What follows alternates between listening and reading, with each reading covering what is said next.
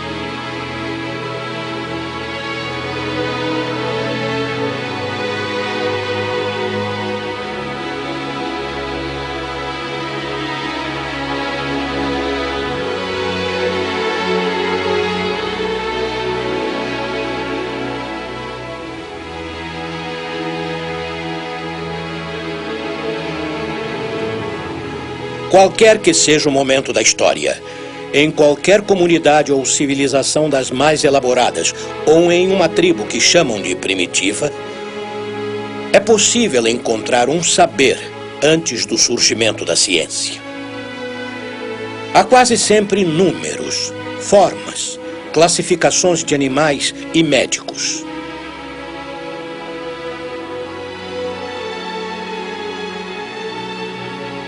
Ainda não é o início da ciência. Por quê? Porque em determinado momento da história, aconteceu uma coisa extraordinária. Todos os saberes se moveram juntos. Tudo começou a se transformar e a nascer. Tudo mudou. As técnicas do saber, o ensino, a matemática, a física, a astronomia, a química, a medicina. De repente, parecia que o corpo do saber avançava como um grande rio, como um tronco principal. A partir daí, quando e onde foi que a ciência começou?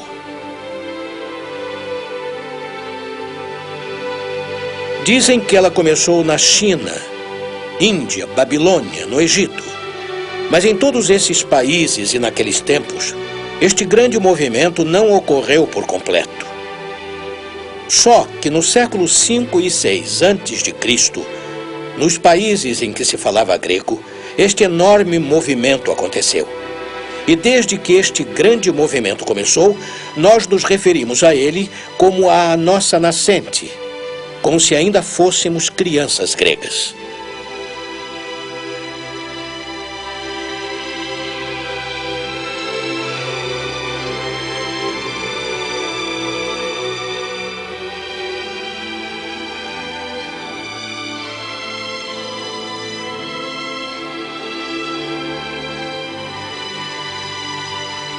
O que os gregos inventam primeiro é o que eles chamaram de paideia, o que passou a se chamar de educação das crianças, a pedagogia. O que se aprendia? Primeiro a Odisseia e a Ilíada de Homero, os poemas homéricos. A Odisseia é uma viagem. Vimos partir Ulisses, marujo astucioso, por todas as terras e mares desconhecidos. Esta viagem era a pedagogia. Quando Ulisses partiu para sua viagem, foi por terras conhecidas e mares desconhecidos. Consequentemente, ele cartografou o mundo. O primeiro aprendizado da criança grega é o mundo, a geografia. Na medida em que se estuda a geografia, também se estuda um pouco de história. Os povos que se encontram, as terras que se atravessam e assim por diante. Mas quando se navega, é preciso se orientar e não apenas observar o litoral, mas o céu também. Assim, aprende-se elementos de astronomia. Mas para navegar, também é preciso saber usar a barra, içar as velas, conhecer o conjunto de ações de um marinheiro em um barco. Além do mais, como construir o navio, como se orientar com a luz. Portanto, todas as artes, os ofícios e as ciências da época estão reunidas na narrativa da Odisseia. E a paideia é científica, pois muitas coisas da ciência se encontram nesta narrativa. Mas ela também é prazerosa, pois a Odisseia é um texto maravilhoso que pode ser recitado, já que tem versos, e cantado, já que tem música.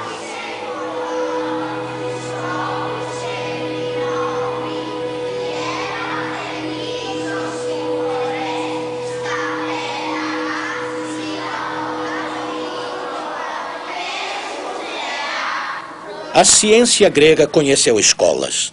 Em todas as cidades do litoral do Mediterrâneo existiram escolas, não apenas de ensino para crianças, mas também campos, centros de pesquisa e até o que chamamos de universidades. Havia grandes nomes como Hipócrates em Cós, Platão em Atenas. Árquitas de Tarento, Platão de Atenas, Hipócrates de Cós, Eudóxio de Cnido, Tales de Mileto. Eles tinham o seu nome e o local de origem. Todos estes filósofos têm uma característica extraordinária. Eles não ficam em Mileto, em Cós ou Atenas. Eles viajam. Por exemplo, as viagens de Platão pela Sicília e a de Tales pelo Egito são conhecidas. E a de Hipócrates pelo mundo também, e ele voltou a Cós. São conhecidas também as viagens dos sofistas, que eram verdadeiras enciclopédias, ou seja, grandes sábios que foram pagos para ensinar e vendiam os seus serviços para quem pagasse melhor. Então, o universo da ciência grega, de invenções constantes e de grande dinamismo, era um mundo no qual os cientistas viajavam. Como no mundo de hoje, em que se viaja para encontrar ou trocar informações. A partir do século V ou VI a.C., os cientistas se agitam por todo o Mediterrâneo. A Odisseia conta a história de Ulisses e Telêmaco, seu filho, que partiu em busca do pai que havia se perdido nas águas azuis do Mediterrâneo. Encontrarás os locais em que Ulisses errava quando encontrares o sapateiro que costurou a bolsa dos ventos, dizia Eratóstenes. Assim também é para a ciência e para a viagem pelo saber. Tudo está contido na bolsa dos ventos. Partir em sua descoberta é buscar o sapateiro, puxar o fio que costurou a bolsa. Assim como Penélope, que puxava o fio da tapeçaria ao fim do dia. Ninguém sabia o que ela tecia. Que quadro! Que legenda! Aí está a Odisseia. Eis a longa e perigosa viagem.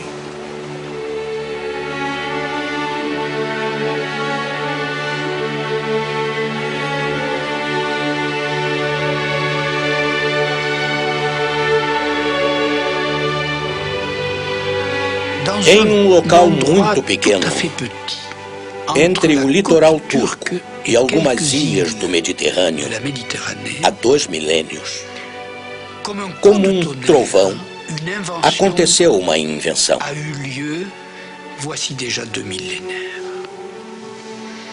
Esta invenção cabe em uma só palavra, apenas uma. Hoje, quando queremos falar de alguma ciência, dizemos, por exemplo, biologia, bio, a ciência do vivo, ou cosmologia, cosmos, a ciência do mundo, ou topologia, topos, a ciência dos lugares. Mas em todos os casos dizemos logia, e logia quer dizer o discurso rigoroso. Em grego dizia-se logos. A todos os nomes acrescentamos logia para dizer que se trata de uma ciência.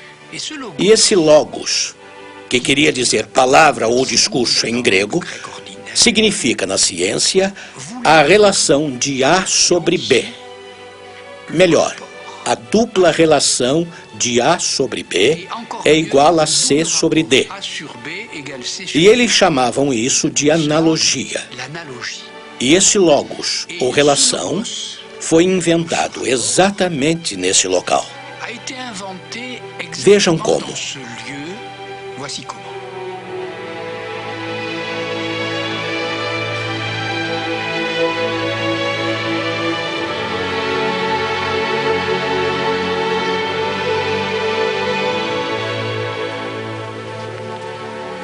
Pegue a ilha de Samos, perto do litoral turco. Em Samos nasceu Pitágoras, e Pitágoras inventou a aritmética. E na aritmética, ele inventa justamente essa relação. 2 sobre 4 é igual a A sobre B, ou seja, 2 sobre 4 é igual a 8 sobre 16. Ele inventou a relação entre números inteiros.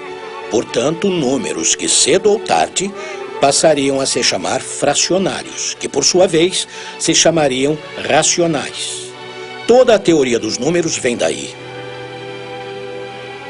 Do outro lado da ilha, no litoral turco, outro homem chamado Tales nasceu em Mileto. Ele inventou o famoso teorema de Tales, ou seja, dos triângulos equiláteros. Isso ainda é logos, já que a proporção de um lado em relação a outro lado é igual a de um lado x em relação a um lado y. Perto de Mileto há uma grande cidade que se chama Éfeso. Lá nasceu Heráclito. Heráclito era um físico. Foi o primeiro grande físico da história.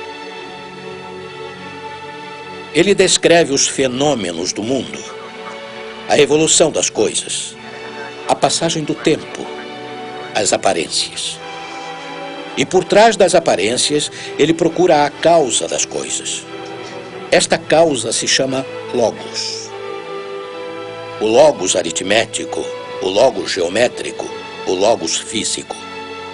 Descendo um pouco mais pela costa turca, chega-se a um porto hoje destruído que se chamava Cnido, onde Eudóxio inventa novamente um logos, sendo este um pouco mais complicado e que vai gerar todo o discurso algébrico moderno.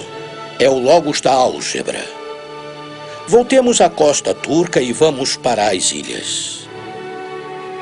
Ao lado de Samos, há uma ilha chamada Patmos, onde bem depois da era grega, São João, o evangelista, escreveu essa extraordinária introdução de seu evangelho. No começo era o Logos. Para ele, este Logos ainda era a mesma relação que a era grega havia inventado, já que ele diz: Deus é para o seu filho o que seu filho é para o homem.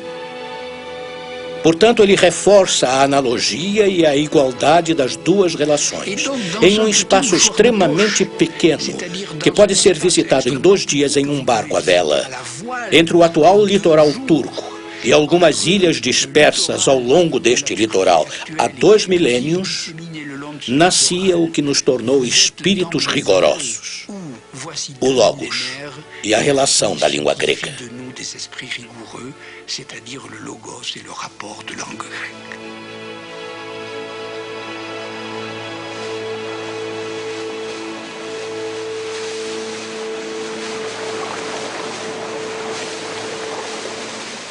Para entender bem o espírito grego, um mapa mostra que a Babilônia está no centro do mundo e que o rio que por ele passa, o Eufrates, é o principal rio do mundo.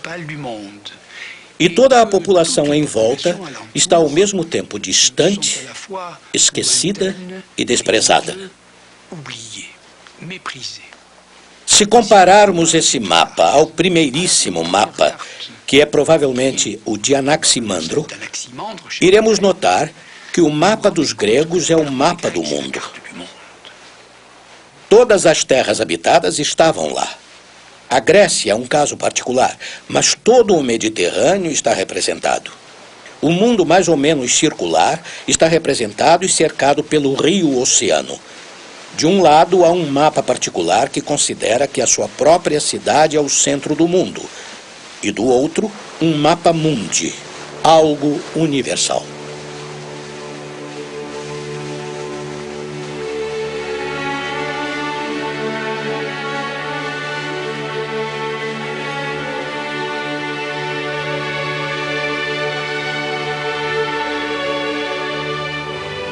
Musa, mostre-me o herói das 1000 façanhas, o inventivo que tanto errou, que sua astúcia o fez ensacar a acrópole sagrada de Troade, que visitou as cidades e conheceu os costumes de tantos homens.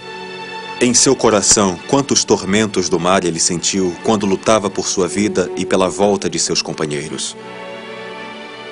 Boreal, Tramontana, Apeliote, Eurus, Notus, Libonotus, Zéfiro, Quertios.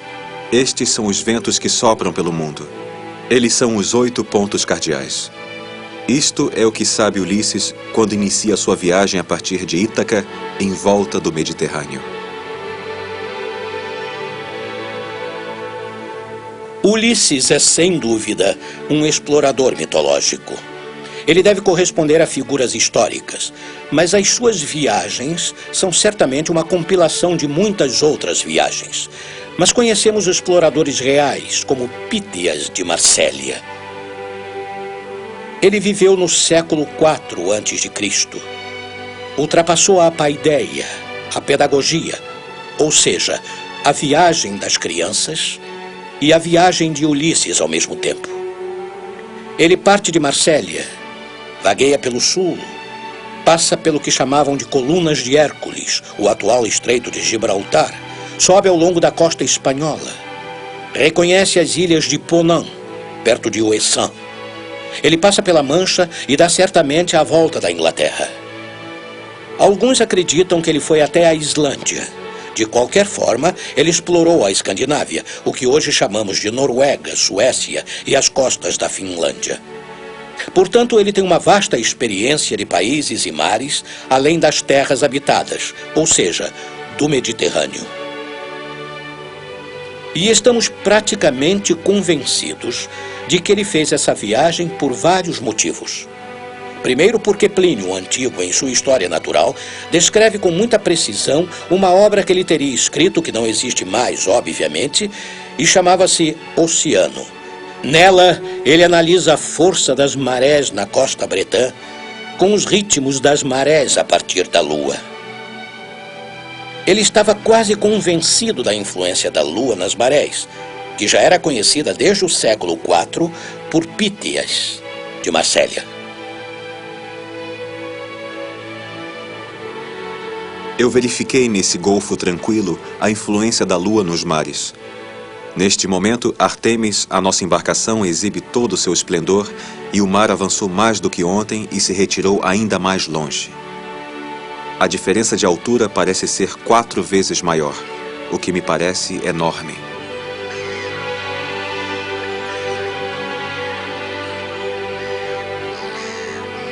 Por outro lado, também temos um testemunho dele sobre o encurtamento dos dias em função das estações. E o motivo que nos leva a crer que ele tenha ido tão longe é o fato de existir um texto dele onde Pítias teria dito que viu o sol nascer imediatamente após se pôr. Consequentemente, ele teria estado em latitudes muito elevadas durante o verão. E daquela época, só temos o seu testemunho a respeito do comprimento variável dos dias.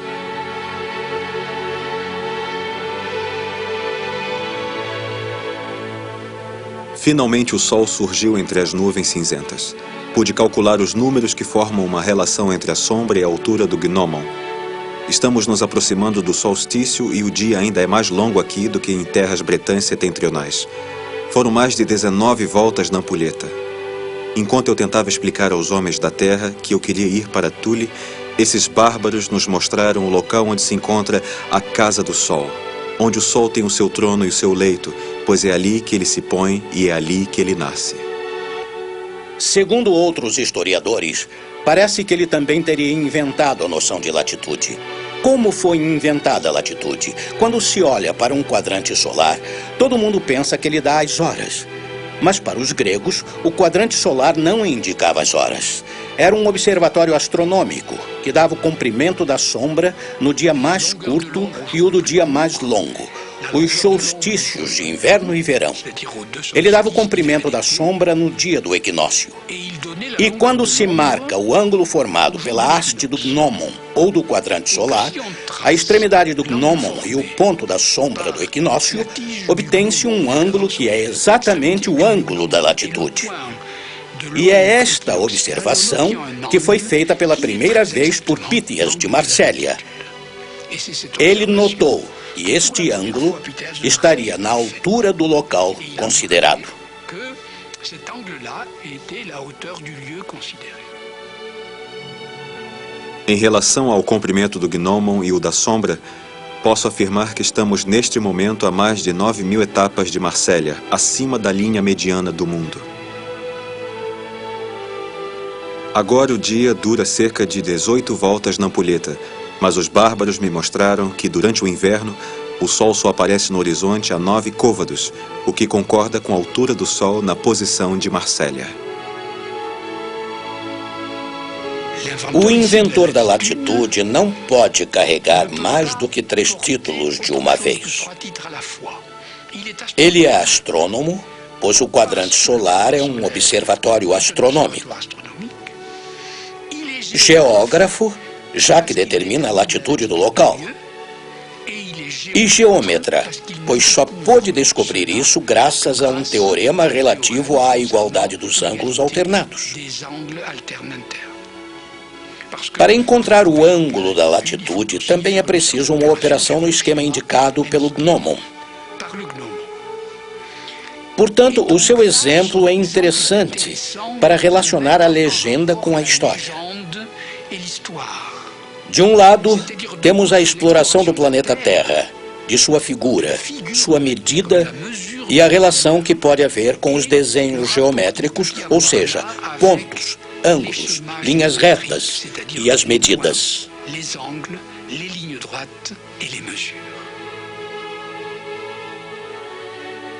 O Artemis flutua no meio de algo desconhecido, que só posso chamar de pulmão do mar.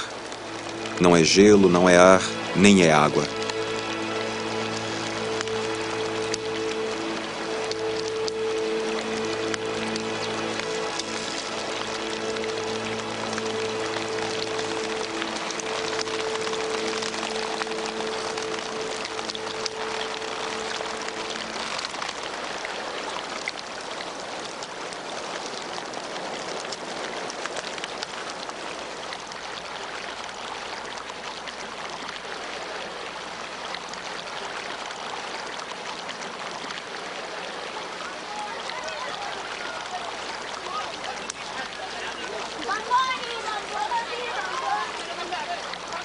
Heródoto conta em seu livro sobre o Egito que Sesostris, o faraó, um dia dividiu a terra entre os camponeses egípcios.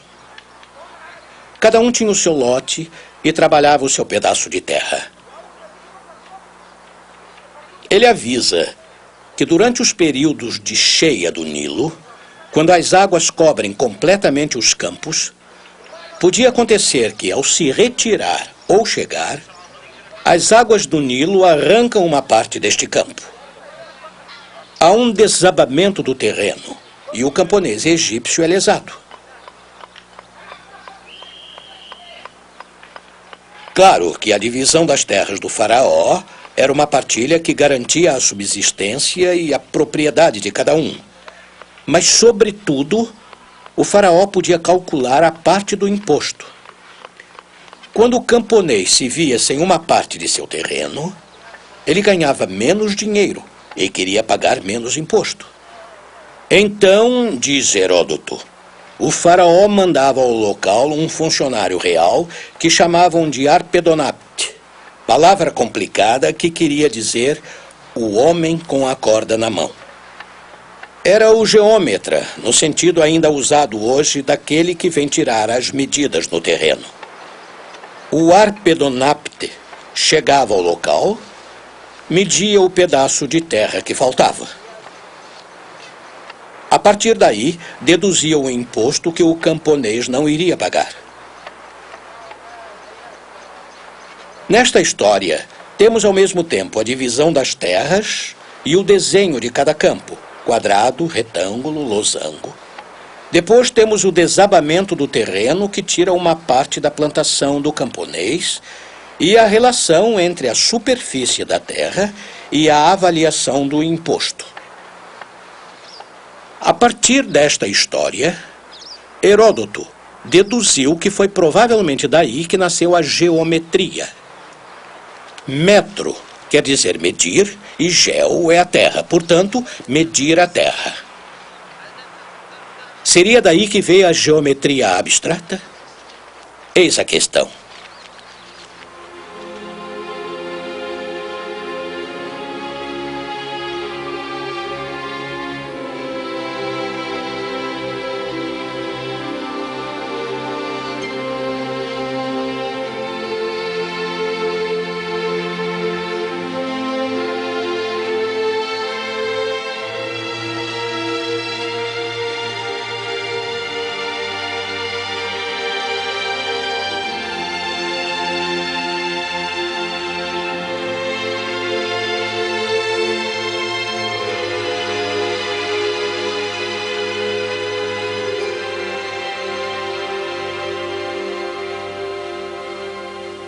Dizem que Tales, a caminho do Egito, viu o sol nascer e se pôr atrás de 3 grandes pirâmides.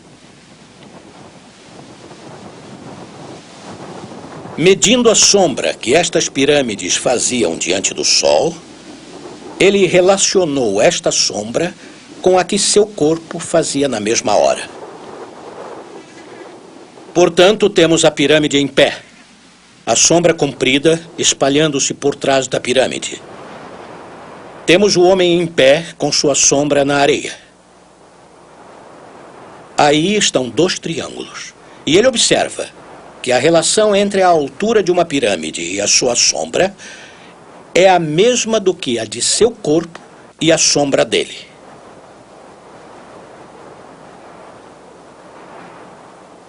Então, ele inventa o famoso teorema dos triângulos equiláteros. Este teorema dos triângulos é o da escala. Ou seja, é possível representar um objeto que guarde a mesma forma e não tenha o mesmo tamanho?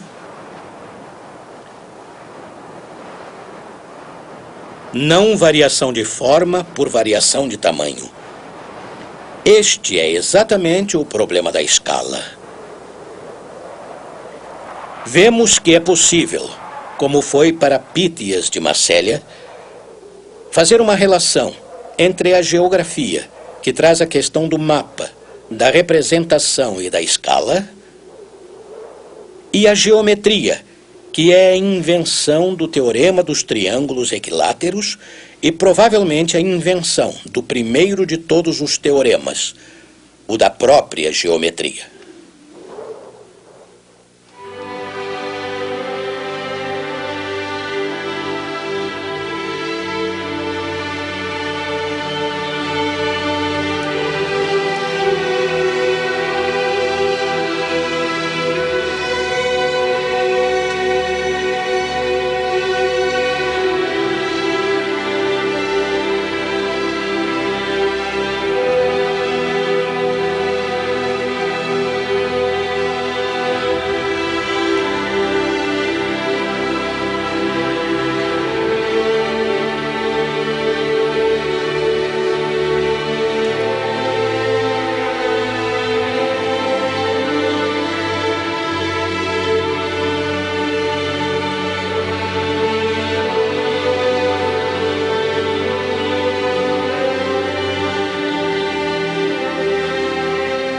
Do Egito às proximidades das banquisas, dos céus do sul aos do norte, hemisfério austral, boreal, a viagem de Pítias de Massélia permitiu cartografar a terra, mas, de certa forma, o céu também.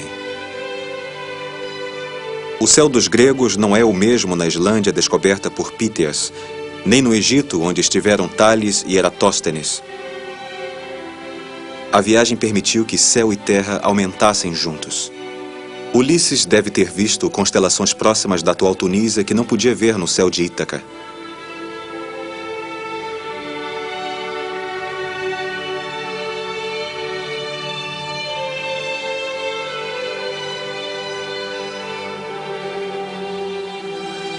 Para observar o céu é preciso um observatório. Os gregos não tinham. Não precisavam, já que tinham um eixo fixado no chão, um quadrante solar, um gnomon. Eis um eclipse da Lua. Vemos a sombra da Terra que vem lentamente esconder a Lua. Os gregos conheciam o tamanho da Terra medida por Eratóstenes. A sombra da Terra é de 3 a 4 vezes maior do que a Lua. Os gregos conheciam o tamanho da Lua.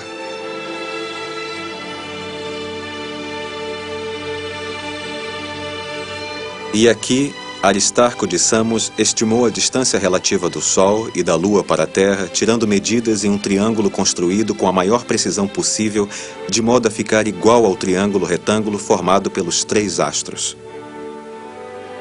No instante em que a Lua está em quadratura, e onde bastava, para definir o triângulo, observar o ângulo em relação à Terra. Assim como Tales, Aristarco fabricou o modelo reduzido destas situações astronômicas. Medir o inacessível consiste em reproduzir ou imitar dentro do acessível. Foi o que fizeram Tales, Aristarco, e é o que faz toda e qualquer legenda.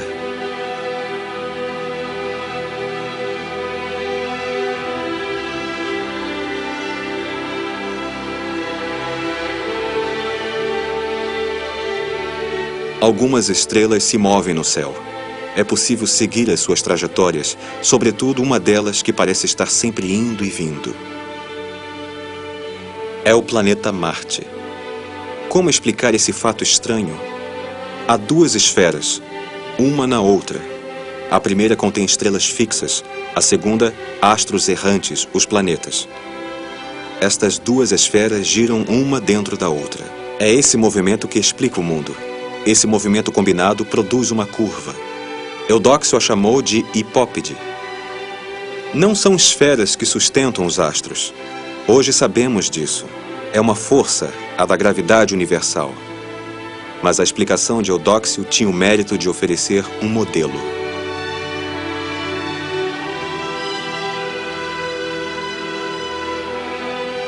O que caracteriza a astronomia grega desde o início, em relação a todas as astronomias que a precedem ou a acompanham, é a extraordinária precisão do modelo geométrico que eles usaram. Os gregos só tinham uma ideia em mente: explicar as aparências. O que aparece e como explicar o que aparece. Fenômeno é uma palavra grega que quer dizer aparência. Por trás da aparência há um motivo, e este motivo é sempre explicado de forma geométrica. Por exemplo, desde o começo até Ptolomeu, até o fim da era grega, os gregos hesitaram entre a ideia de que o Sol poderia ser o centro do mundo ou que a Terra era o centro do mundo. Portanto, havia 2 modelos possíveis. O que chamamos de geocêntrico, com a Terra no centro do mundo, ou heliocêntrico, com o Sol no centro. Supondo que o heliocentrismo seja verdadeiro, existe um modelo geométrico que o explique. Como os planetas giram em torno do Sol? Como a Terra gira em torno dele? Supondo que o geocentrismo seja verdadeiro, como os planetas giram em volta da Terra? Como as estrelas giram em volta dela? Um novo modelo geométrico explica isso. E neste caso, os gregos diziam que há uma equivalência das hipóteses. Ou seja, já que posso explicar de maneira racional o movimento do mundo a partir da primeira hipótese ou da segunda, então os 2 modelos são equivalentes. Não se pode imaginar tanta precisão, exatidão e tolerância nas teorias. Os gregos incluíram na astronomia o modelo da geometria. E este foi o caminho escolhido pela ciência, que ainda segue por ele. É um caminho que nunca falhou.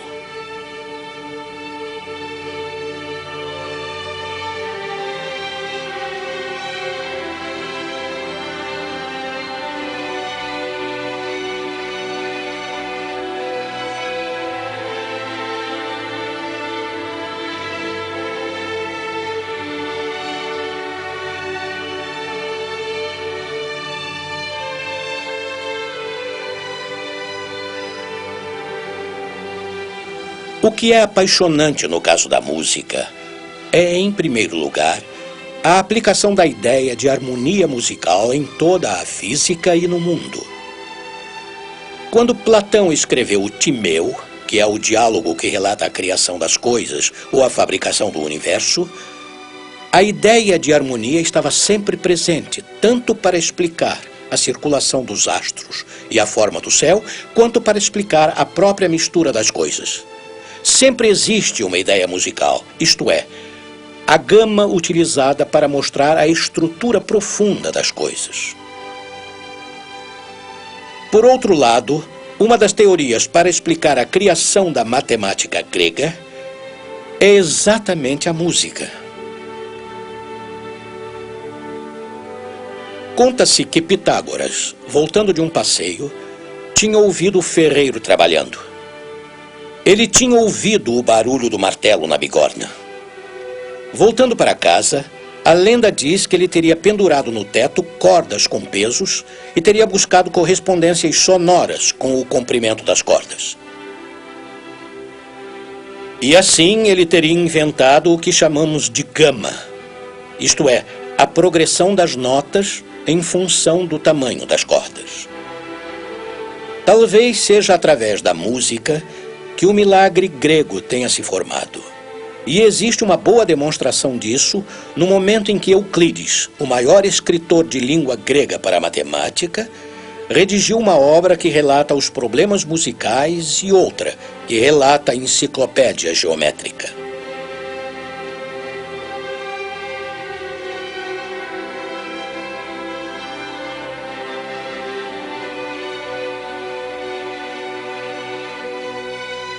Uma das teorias gregas relativas ao mundo da física e ao mundo abstrato era a teoria pitagórica que se expressava em uma frase: tudo são números. Ele queria dizer que o número era o modelo de explicação geral de todas as coisas. Portanto, isso também valia para a astronomia, o movimento do céu e para a música. As relações musicais eram apenas números. Isso também era verdadeiro para todas as aparências, para a história, as datações e até para as pedrinhas. Aliás, pedrinhas estas que, em latim, chamavam de cálculos, o que quer dizer coisa com a qual se calcula. A mesma estrutura atômica ou interna das coisas era expressável por números. Portanto, nesta teoria, há uma espécie de aritmética universal que hoje nos faz sonhar, pois vemos a mecânica quântica que fala um pouco dessas coisas, ou até alguns processos de nossos algarismos, nos quais vemos que tudo são números.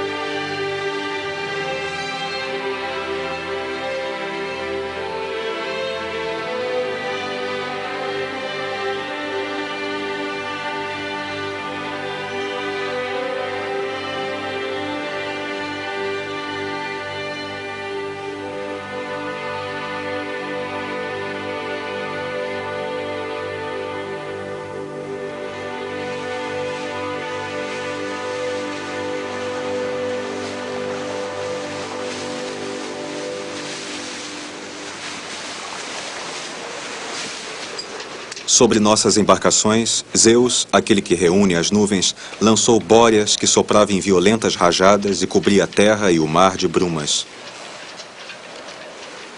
O céu escureceu. Nossas naus, cujas proas eram erguidas pelas ondas, iam à deriva e a violência dos ventos rasgava as velas em 3 ou 4 pedaços. Tivemos de descer as velas por medo de morrer e nos apressamos em grandes remadas para chegar à margem. Lá, durante 2 dias e 2 noites seguidas, ficamos estendidos na terra com o coração consumido pelo cansaço e a dor.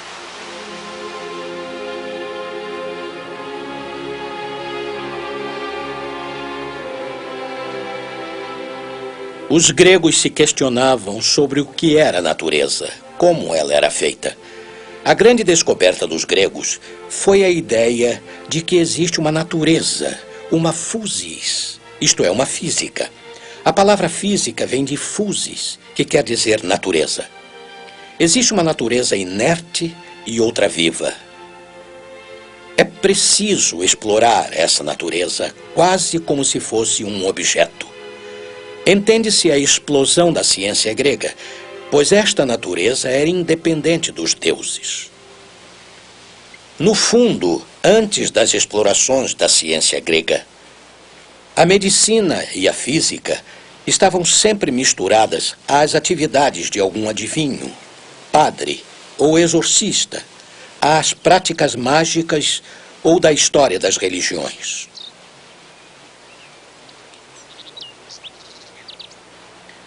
Com os gregos, há um verdadeiro corte entre o mundo dos deuses, por um lado, e o mundo das ciências, por outro lado. E talvez seja uma das razões do milagre grego. Então, o Corpus de Hipócrates é um tratado perfeitamente objetivo sobre a clínica, as observações das doenças e sobre a cirurgia. Hipócrates escreveu um tratado sobre as luxações, outro sobre as entorses e outro sobre as fraturas. Ele não era só um excelente perito em observação e na prática, pois era um cirurgião, como era essencialmente um teórico.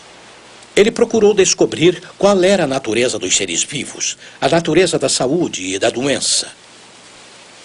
E é aí que surgem novamente os números e a harmonia, pois a teoria de Hipócrates é a dos humores. O humor é o sangue, a linfa, a bilis. Daí vem a teoria dos temperamentos. Pode-se ter um temperamento sanguíneo, bilioso ou linfático. A saúde e a doença vêm da harmonia ou da não harmonia entre os elementos destes humores. Elementos dessa mistura, desse temperamento.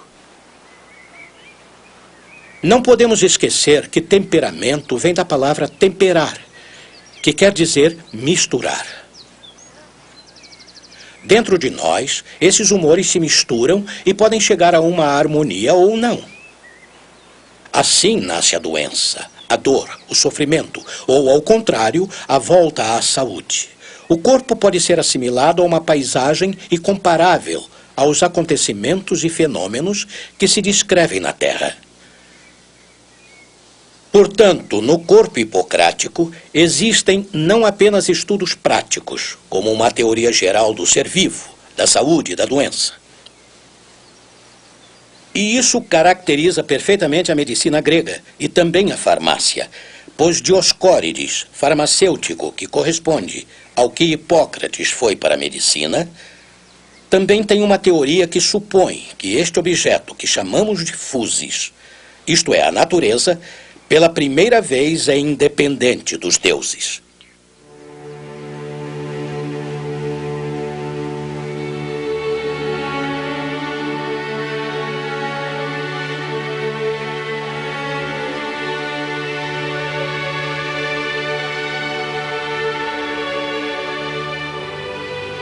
Juro por Apolo, médico, por Esculápio, Ige e Panaceia, por todos os deuses e deusas que tenho por testemunha, que eu cumprirei com todas as minhas forças e capacidade este juramento tal como está escrito. Eu olharei como meu pai que me ensinou a medicina e compartilharei com ele tudo o que ele precisará para viver. Olharei estas crianças como meus irmãos, prescreverei aos doentes a dieta que lhes convier com o máximo de saber e apreciação possíveis e evitarei toda e qualquer intervenção prejudicial ou inútil. Nunca aconselharei ninguém a recorrer ao veneno e me recusarei a dar àqueles que me pedirem. Conservarei a minha vida pura e santa, tanto quanto a minha arte. Nunca praticarei operações com as quais não esteja acostumado e deixarei aos cuidados de especialistas. Quando eu for visitar um doente, Só pensarei em lhe ser útil, preservando-me de qualquer malefício ou corrupção com homens e mulheres. Tudo o que ouvir e ouvir na sociedade em pleno exercício de minha profissão, ou mesmo fora dele, que não deve ser divulgado, guardarei o segredo, mantendo-o como algo sagrado. Ao cumprir este juramento sem infringi-lo em nada, que me seja concedida uma vida feliz, assim como a minha arte, e ser honrado para sempre entre os homens. Se o romper e abjurar, que me aconteça todo o contrário. Este juramento é pronunciado ainda hoje por todo médico que quer exercer o seu ofício. É o sermão de Hipócrates.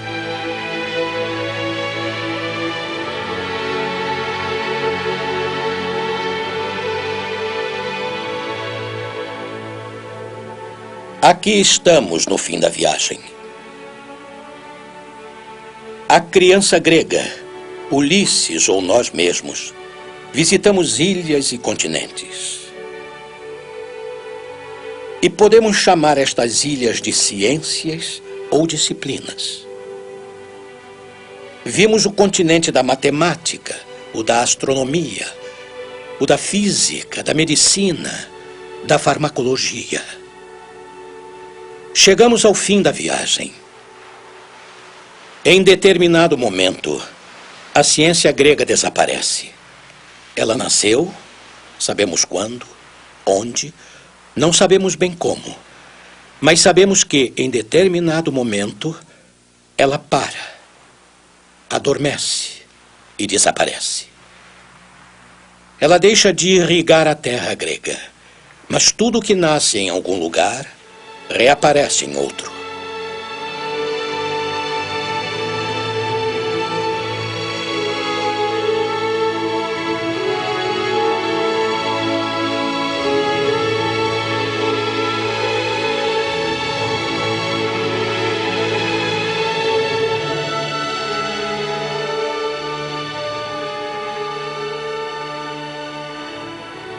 Quando partires para Ítaca, espera que o caminho seja longo, rico em peripécias e experiências. Não tenhas medo dos ciclopes nem da fúria de Netuno. Não verás nada igual em tua estrada se teus pensamentos permanecerem elevados, se teu corpo e tua alma se deixarem aflorar apenas por emoções sem baixezas. Tu não encontrarás nem ciclopes, nem o selvagem Netuno, se não os carregares dentro de ti, se teu coração não se erguer diante de ti.